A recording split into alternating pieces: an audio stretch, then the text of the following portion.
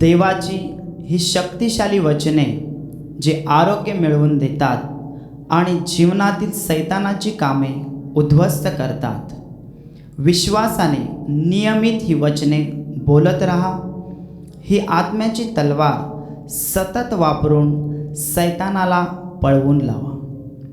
पहिलं वचन निर्गम अध्याय 15 वचन 26, मी तुला रोगमुक्त करणारा परमेश्वर आहे।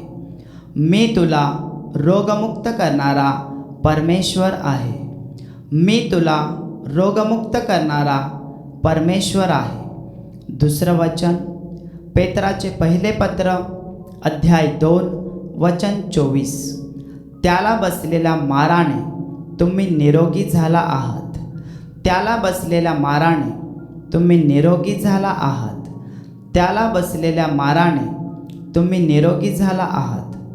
तिसरं वचन मार्कचं शुभवर्तमान अध्याय 9 वचन 23, विश्वास बाळगणाऱ्याला सर्व काही शक्य आहे।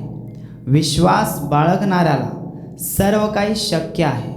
विश्वास बाळगणाऱ्याला सर्व काही शक्य आहे। आमीन। माझ्या प्रिय भावांनो आणि बहिणींनो, ही देवाची वचनं रोज बोलत राहा। रोज या वचनांचा विसर कधीही स्वतःला पडू देऊ नका।